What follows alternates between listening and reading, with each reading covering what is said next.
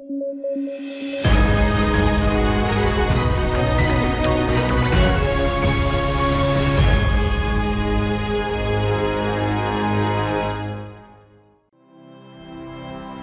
IQ IAS, अब तैयारी हुई अफोर्डेबल। नमस्कार दोस्तों, स्वागत है आप सभी का स्टडी IQ में। मैं हूं आपका दोस्त Rahul Saygaonkar.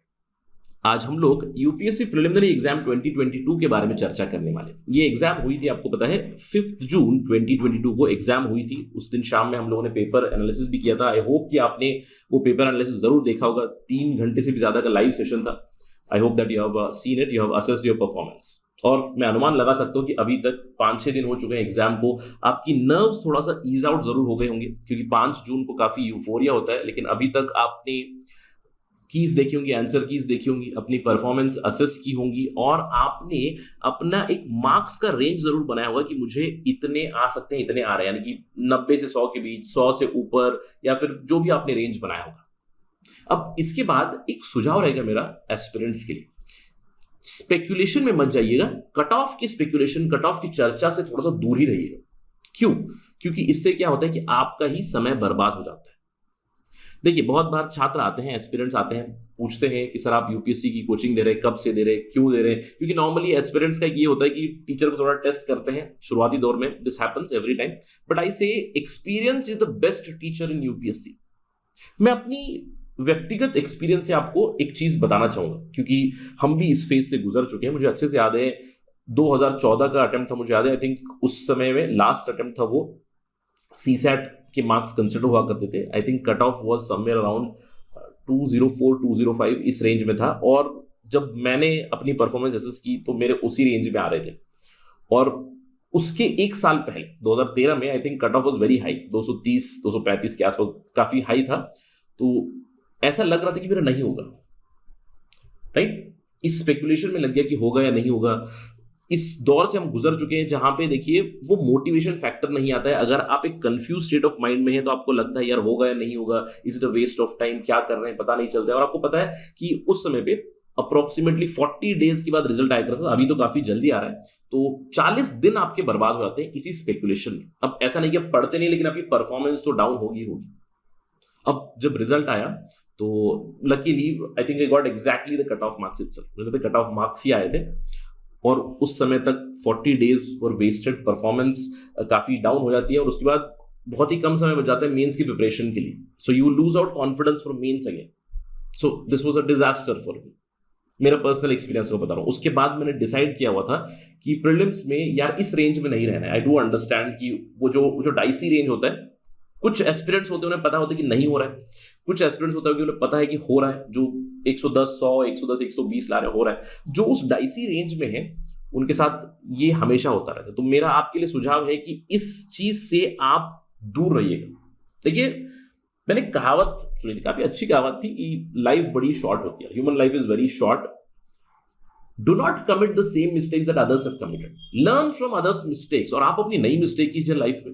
A very wonderful quote that I realized. So I am sharing my own mistake with you. What happened? फिर उसके बाद मैंने खुद से एक प्रॉमिस किया था, खुद मैंने डिसाइड किया था कि यार इस डाइसी रेंज में कभी नहीं रहूंगा। और विद गॉड्स ग्रेस, भगवान की दुआ से कभी उस परिस्थिति में मैं गया नहीं, राइट? क्योंकि मुझे लगता है कि उसके बाद मेरा लोएस्ट स्कोर था 108 के हमेशा ऊपर ही रहा हूं in the next subsequent attempts, right? So I do understand your situation. तो अगर आप मुझसे सवाल पूछेंगे सर इस साल का कट ऑफ क्या होगा, तो I wouldn't like to add to speculation. But अगर आप पर्सनल सवाल पूछे तो मैं कहूंगा from my personal point of view it would be somewhere around 91 to 95, right? थोड़ा सा कम भी हो सकता है, but 91 to 94 95 would be the cut off this year, considering the last years cut off was very very लो।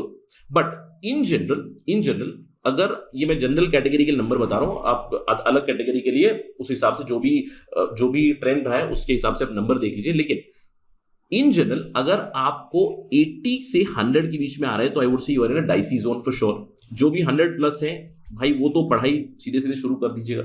जो भी 80 से नीचे है डिस्करेज होने की जरूरत नहीं है, आप 2023 के लिए प्रिपरेशन शुरू कर सकते हैं। बट 80 to 100 के बीच में जो है उन लोगों के लिए सुझाव ये है कि नो मैटर व्हाट आप अपनी प्रिपरेशन सीधे सीधे स्टार्ट कर दीजिए। मैं बताता हूं इसके फायदे। क्यों? क्योंकि जो कट ऑफ वाला स्पेकुलेशन है इसको दिमाग से हटा देना। अगर आप इसको दिमाग में रखोगे तो आप 1 महीना गवा दोगे, उसके बाद केवल 2 महीने आपके मेंस के लिए बचे रहेंगे। You would regret it later on. तो ये नहीं करना है। अब देखिए, आप अपनी मेंस की तैयारी शुरू कर दीजिएगा। अगर प्रीलिम्स हो गया तो मेंस के लिए आप कॉन्फिडेंस से तैयार हो जाएंगे। अगर नहीं भी हुआ है तो समझ लीजिए that you are preparing for the next step 2023 mains में आपके लिए बहुत मदद मिलेगी। इनफैक्ट ये तो मेरा सुझाव रहेगा सभी के लिए, जो इस नंबर से नीचे भी है, जो भी हो, आप कुछ इस तरह की तैयारी कीजिए कि इस साल समझ लीजिए मैं मेंस लिख रहा हूं, और अगर आपका नहीं भी हुआ है तो आप अपने दिमाग से जो भी मेंस की डेट्स है उस डेट पे या फिर उसके अगली डेट पे आप अपना खुद का मेंस लिखिएगा, right? Not for UPSC but for yourself, कि 3 घंटे में आप पेपर खत्म कर पा रहे हैं या नहीं, आपकी आंसर क्वालिटी किस तरह से आ रही, because it is going to help you grow, it is going to help you in your next attempt 2023 for sure, right? तो ये मेरा सबसे पहला सुझाव है आपके लिए। और अब चलते हैं एजेंडा के ऊपर। मैं आपसे ये बात कर रहा था कि हम आज यूपीएससी प्रीलिम्स 2022 के बारे में चर्चा करने वाले हैं, और यहाँ पे जो सवाल आए थे उन सवालों के बारे में लोग डिस्कस करने वाले हैं। और यहाँ पे मैं आपको बताने वाला हूँ कि हमारी स्टडी आईक्यू प्लेटफॉर्म से, हमारे प्लेटफॉर्म से, यूट्यूब प्लेटफॉर्म हो, हमारे जो प्रोग्राम्स है, हमारा जो स्टडी आईक्यू का कोर्स है डायरेक्टली ऐप के ऊपर, हमारा जो प्रोग्राम था सक्सेस इन प्रीलिम्स, लक्ष्य प्रोग्राम, बहुत सारे इनिशिएटिव्स हम लोगों ने शुरू किए थे, उसमें से बहुत सारे सवाल आए थे। और आज मैं आपको साइंस एंड टेक्नोलॉजी के पर्सपेक्टिव से बताऊंगा कितने सवाल हिट हुए थे from our contribution. Set A की मैं बात कर रहा हूं। सेट ए में 31 से सवाल शुरू थे, 31 से 40 साइंस एंड टेक के सवाल थे। लास्ट में 97, 98, 99, 100 भी साइंस टेक के सवाल थे। 2 और सवाल थे, मैं कहूंगा इकोनॉमी वाला सवाल था एक एनएफटी के ऊपर। ये तो मैं कह सकता हूँ वी कैन ऑलरेडी क्लेम, क्योंकि एनएफटी के ऊपर हम लोग बहुत बार चर्चा कर चुके हैं यूट्यूब के ऊपर। अंकित सर ने डिस्कशन किया हुआ इकोनॉमी के पर्सपेक्टिव से। नॉन फंजिबल टोकन्स के ऊपर एक सिंपल सवाल आ गया था। इसके अलावा मैंने आपसे डिस्कस किए थे 14 सवाल, राइट? अब उसमें से एक सवाल था वेब 3.0 के ऊपर। वेब 3.0 से जुड़ा हुआ कुछ स्टेटमेंट आए हुए थे, जहां पे 3 स्टेटमेंट थे, आपको जवाब बताना था। मैंने आपको बताया this answer is 1, 2 and 3। And अगर आप स्टडी आईक्यू को फॉलो कर रहे हैं, अगर आप स्टडी आईक्यू के यूट्यूब वीडियोस देख रहे हैं, अगर आप स्टडी आईक्यू का कोर्स आपने एनरोल किया हुआ था, या फिर आपने सक्सेस इन प्रीलिम्स हमारा सीरीज देखा था, सक्सेस इन प्रीलिम्स के लिए आपने एनरोल किया हुआ था, या फिर आपने लक्ष्य सीरीज जो यूट्यूब पे फ्री पड़ी थी, जहां पे मैंने 10 क्लासेस लिए थे साइंस एंड टेक्नोलॉजी के, तो इनमें से बहुत सारे सवाल थे डायरेक्ट सवाल या फिर इंप्लाइड सवाल। देखिए, बहुत बार ऐसा होता है कि सवाल जो टॉपिक है उसे समझना पड़ता है और उससे आपको सवाल सॉल्व करना पड़ता है, क्योंकि it would be next to impossible to get all the questions directly, right? तो ये एक इंप्लाइड हमारा टॉपिक था। हम क्वाइट श्योर कि आपने वीडियो देखा होगा आदर्श सर का, how internet will make India 5 trillion economy. In fact इसकी जो मैं कहूंगा हेडिंग थी नीचे में, that was the evolution of internet, जहां पे हम लोगों ने चर्चा की थी इंटरनेट के बारे में, इंटरनेट 1.0, इंटरनेट 2.0 एंड इंटरनेट 3.0। यहाँ पे हम लोगों ने क्लियरली बात की थी व्हाट वुड बी इंटरनेट 3.0, किस तरह से होगा, और इन स्टेटमेंट्स को आप समझ के इजीली इसको सॉल्व कर सकते थे अगर आपने वो वीडियो देखा था। इसके अलावा एक और सवाल था फ्रैक्शनल ऑर्बिटल बम्बार्डमेंट सिस्टम। ये काफी फैक्चुअल सा सवाल था। ये मैंने आपको डिस्कस करते हुए बताया था कि स्टूडेंट्स अगर इसको मिस आउट कर देंगे तब भी we wouldn't judge the students because it was more of a factual question. China ने एक टेस्टिंग की थी पिछले साल 2021 में फ्रैक्शनल ऑर्बिटल बम्बार्डमेंट सिस्टम की, तो ये भी हम लोगों ने कवर किया था अपने एक यूट्यूब वीडियो में। अगेन आदर्श सर का वीडियो था, China test hypersonic missiles can reach anywhere in the world. यहाँ पे क्लियरली बताया गया था कि ये जो हाइपरसोनिक मिसाइल है इसको एक ऑर्बिट से डीऑर्बिट किया जाएगा and it can hit the targets on earth, which is nothing but the fractional orbital bombardment system. 2 सवाल।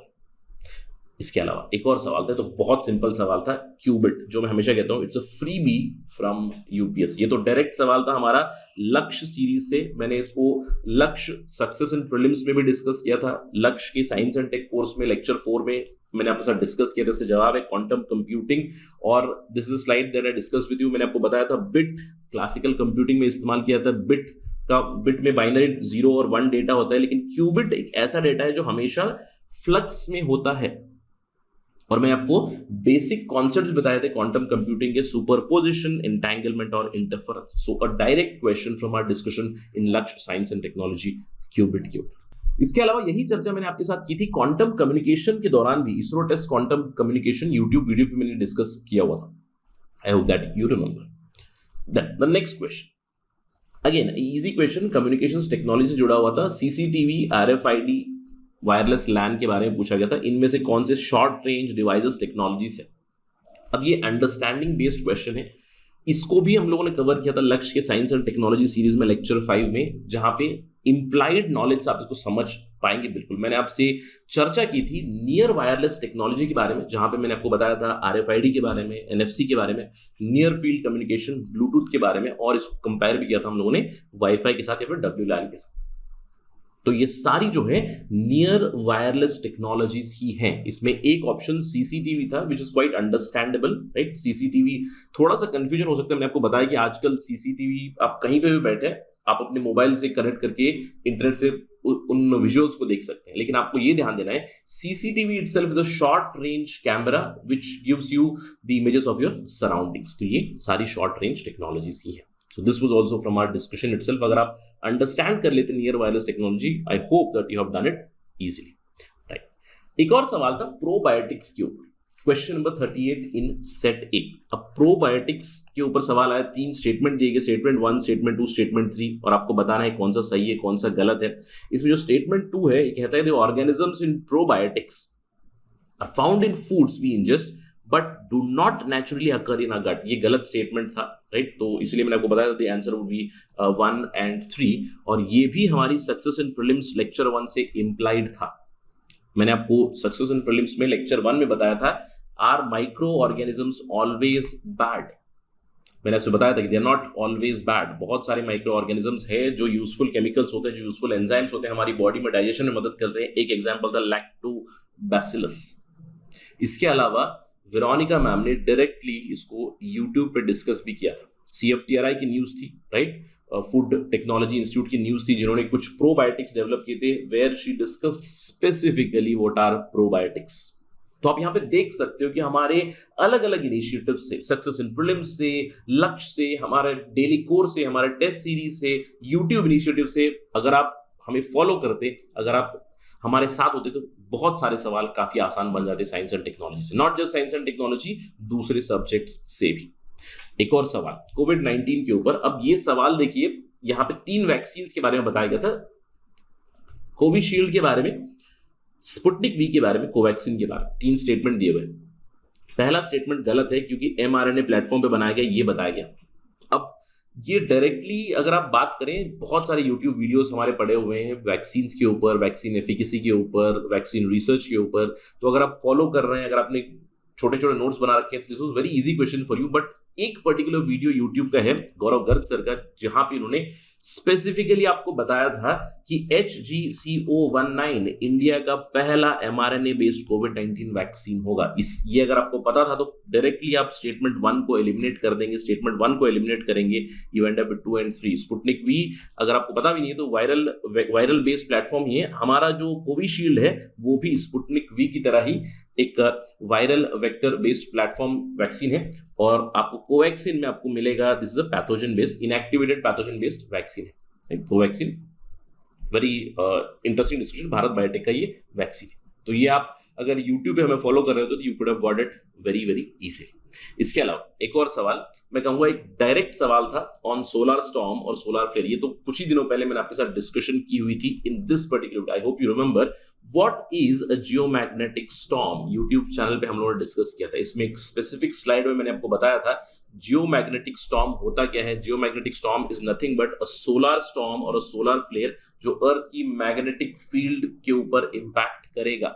यहाँ पे मैंने आपको इफेक्ट्स भी बताए थे। इफेक्ट्स क्या होगा, long range radio communication, GPS system आपके डिसरप्ट हो सकते हैं, आपकी सैटेलाइट इलेक्ट्रॉनिक्स डैमेज हो सकती है, आपकी मैग्नेटिक एक्टिविटी वजह से इलेक्ट्रिसिटी पावर आउटेजेस हो सकती है, इंटेंसिफाइड नदर्न लाइट्स आप देख सकते हो, ऑरोरा बोरियलिस, ऑरोरा ऑस्ट्रेलिस मैंने आपको बताया था in this particular video, and all the options you can eliminate very easily. देखिए सुनामीज नहीं होंगे, फॉरेस्ट फायर्स नहीं होंगे, 2 और 5 अगर आप हटा दोगे तो you will get the answer 1, 3, 4, 6, 7, very easy. अगर आप ये वीडियो देखकर भी चलाए तो this was a very simple question to attempt.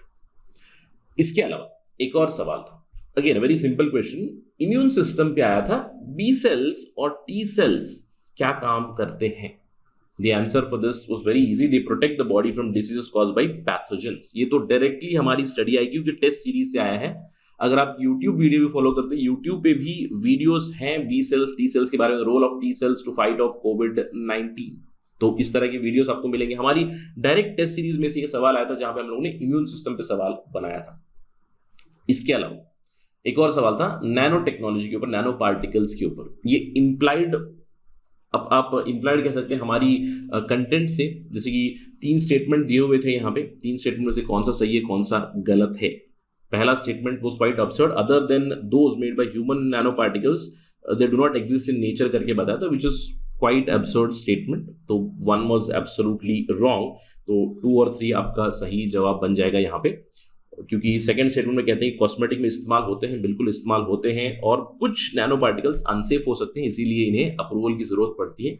ये मैंने आपके साथ डिस्कस किया था सक्सेस इन प्रीलिम्स के लेक्चर 14 में, नैनोटेक एंड रोबोटिक्स, जब मैं आपके साथ डिस्कस करा था। तो ये पर्टिकुलर स्लाइड में मैंने आपको बताया था इज नैनो टेक्नोलॉजी सेफ, जहां पे मैंने आपको बताया था कि यहाँ पे एनवायरमेंटल इश्यूज होंगी, सिक्योरिटी बेस्ड इश्यूज होंगी। मैंने आपको ये भी उदाहरण दिया था कि अगर नैनो पार्टिकल आपकी स्किन में चला जाए तो आप क्या इंपैक्ट करेगा पता नहीं, तो still now we do not know. और मैं आपको उदाहरण भी दिया था कि they do exist in nature. मैंने आपको बहुत सारे मिडिवल चर्चेस जो थे उन चर्चेस में पेंट किया गया था रेड कलर, नैनो गोल्ड से पेंट किया गया था, मैंने आपको उदाहरण भी दिया हुआ था। तो this was a rather very easy question अगर आप हमारे इनिशिएटिव्स को फॉलो करते हैं यहाँ पे, which was a very easy question again. इसके अलावा एक और सवाल था क्वेश्चन नंबर 100। ये तो हम लोग कह सकते हैं डायरेक्टली हमारी स्टडी है क्योंकि टेस्ट सीरीज से आया था, यूट्यूब से भी आप इसको आराम से रेफर कर सकते थे। एसिड रेन के ऊपर एक पर्टिकुलर क्वेश्चन था जहां पे नाइट्रोजन ऑक्साइड, अब यहाँ पे nitrogen oxide NOx, NO2, NO3, nitrogen dioxide, trioxide जो भी हो गया, sulphur dioxide SO2 specifically, these cause acid rains. और इसके ऊपर भी विरोनिका मैम ने एक डिस्कशन किया था, 25 मिनट का डिस्कशन था एसिड रेन के ऊपर। यहां से भी you can understand, you can see here, you can clearly see the gases and H2SO4, HNO3 as acid rain, dry acid rain, wet acid rain, very easy to understand. तो आपने देखा इस particular discussion में 10 सवाल मैंने आपके साथ discuss किए अभी, और 10 सवाल कहीं ना कहीं स्टडी IQ के प्लेटफॉर्म पे अगर हमें फॉलो करते हैं, अगर आप हमारा कोर्स एनरोल करते हैं, अगर आप लक्ष्य सीरीज आपने देखा होगा, तो इन सारे क्वेश्चंस को आप काफी आसानी से अटेम्प्ट कर पाते हैं।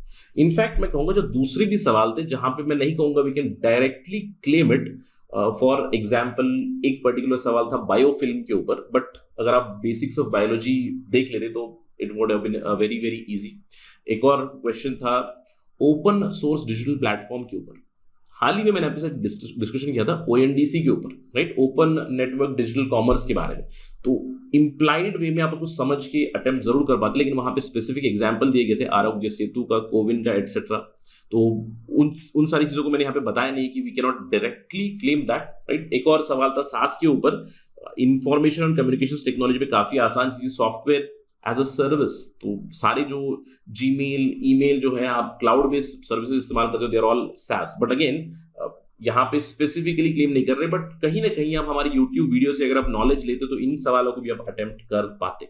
सो around 13 questions you could have attempted very easily. अगर हम लोग NFT को पढ़े 13 to 14 questions very easily can be attempted using our sources. But I have discussed here 10 questions specifically with proof. इसका मतलब क्या है? अगर आप स्टडी IQ को फॉलो करेंगे, अगर आप स्टडी IQ के साथ जुड़ेंगे, then your prelims would have been much easier, specially from science and technology perspective. I hope कि आपने ये किया था पहले। अगर आपने नहीं किया, अगर आप UPSC की तैयारी कर रहे हैं, देन डू रिमेंबर हमारा नया इनिशिएटिव शुरू हुआ है, फाउंडेशन कोर्स हम लोगों ने शुरू किया पहली बार हमारे इतिहास में। ऑफ कोर्स यूट्यूब के वीडियोस तो चलेंगे, आपको पता है, लेकिन इस बार फाउंडेशन कोर्स शुरू किया हम लोगों ने for general studies, prelims and mains. ये एक लाइव क्लासेस प्रोग्राम होगा जहां पे आपको 10 महीने का एक शेड्यूल दिया जाएगा। 10 महीने का एक शेड्यूल है, क्लासेस दिए गए आपको 10 महीने में 900 से भी ज्यादा घंटे के क्लासेस आपको लाइव होंगे। पर्सनल मेंटरशिप, पर्सनल गाइडेंस आपको मिलेगी, ग्रुप मेंटरशिप भी मिलेगी, क्योंकि ऑनलाइन लर्निंग आप घर बैठे आप तैयारी कर सकते हो। सिंपली आप ऐप पे जाइए, जब भी क्लास है आप लाइव क्लास देखिएगा, आप लाइव डाउट पूछ सकते हैं फ्रॉम आवर प्लेटफॉर्म। यानी कि जब क्लास चल रहा है तो the tutor can unmute you and you can ask the questions directly.